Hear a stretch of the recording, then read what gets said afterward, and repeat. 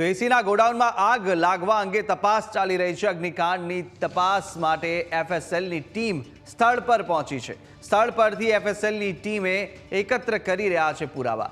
તો અત્યારે તપાસ હાથ ધરવામાં આવી છે। સ્થળ પર એફએસએલની ટીમ પહોંચી ચૂકી છે અને ત્યાં આગળ જે ઘટના સ્થળ છે, જે ઘરે આ બ્લાસ્ટ થયા હતા, ત્યાં આગળ જઈ અને સમગ્ર જે પુરાવા છે તેને એકત્ર કરવામાં આવી રહ્યા છે। તો આ દ્રશ્યો પણ સામે આવી રહ્યા છે અને સીધા દ્રશ્યો પણ આપને બતાવીશું અને ટૂંક સમયમાં સંવાદદાતા પણ આપણી સાથે જોડાવાના છે અને આપણી સાથે સંવાદદાતા આશુતોષ સીધા ઘટના સ્થળથી જોડાઈ ચૂક્યા છે। આશુતોષ, જે રીતે હવે એફએસએલની ટીમ ત્યાં આગળ પહોંચી ચૂકી છે, તપાસનો ધમધમાટ શરૂ થઈ ચૂક્યો છે અને કયા પ્રકારની કાર્યવાહી અત્યારે ત્યાં આગળ ચાલી રહી છે તે પણ જાણીશું।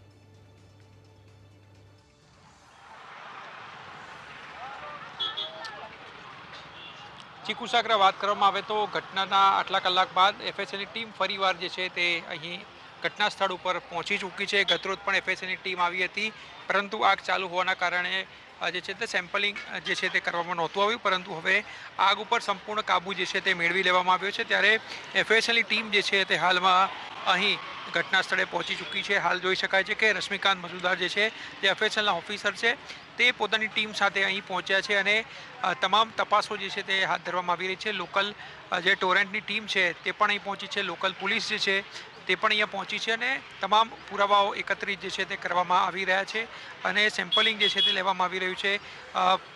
પહેલાં તો નોંધણી કરવામાં આવી રહી છે કે શું સામાન જે છે તે ઘરમાં થી મળ્યો છે, કારણ કે જે કોપરના વાયરો છે, ઉપરાંત જે ગેસના સિલિન્ડરના ટીન હતા તે છે, ઉપરાંત જે 5 કિલોવાળા કમર્શિયલ ગેસના બાટલા આવે છે તે પણ અહીં જોવા મળ્યા હતા। તેનું પહેલાં તો જે છે તે લખવામાં આવી રહ્યું છે કે કયા પ્રકારનો જે સામાન જે છે તે અહીંયાથી મળી રહ્યો છે, તેનું એક લિસ્ટ જે છે તૈયાર કરવામાં આવી રહ્યું છે અને ત્યારબાદ જે છે તે સેમ્પલિંગની પ્રક્રિયા જે તે હાથ ધરવામાં આવશે કે અને તમામ નમૂનાઓ જે છે લેવામાં આવશે, જેથી જાણી શકાય કે કઈ રીતની આ ઘટના હતી અને કયા કયા કારણોસર જે છે તે આગ લાગી હતી। કારણ કે બપોરનો સમય હતો અને જે રીતે ગરમી પડી રહી છે અને તેના જ કારણે બ્લાસ્ટ જે છે તે થયો છે। ધાબા ઉપર પણ 15 થી 20 જે છે કમર્શિયલ ગેસના સિલિન્ડર જોવા મળ્યા હતા, ઉપરાંત 3 થી 4 હજાર જેટલા આજે ગેસના સિલિન્ડર ટીન આવે છે, જેનાથી એસી અને રેફ્રિજરેટરમાં ગેસ પૂરવામાં આવે છે, તે પડ્યો હતો। એટલે અને કયા કારણોસર આગ લાગી તેની તપાસ જે તે હાથ ધરવામાં આવી રહી છે। હાલ સેમ્પલિંગની પ્રક્રિયા જે છે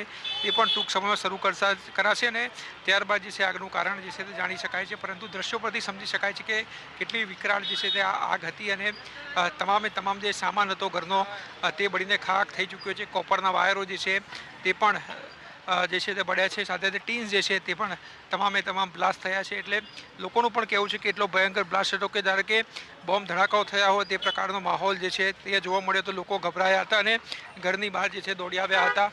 હાલમાં લોકોમાં પણ આક્રોશ છે, કારણ કે તંત્રની બેદરકારીના કારણે આ પ્રકારની જે છે ઘટના ઘટી હતી, પરંતુ હવે એફએસએલની ટીમ જે છે તે પહોંચી છે અને એફએસએલ પુરાવા એકત્રિત કરીને રિપોર્ટ જાહેર કરશે, ત્યારે ખ્યાલ આવશે કે આગનું સાચું કારણ શું હતું અને કઈ રીતે આગ જે છે આટલી મોટી વિકરાળ બની અને 2 લોકોની જિંદગી જે છે તેમાં હોમાઈ ગઈ। જી।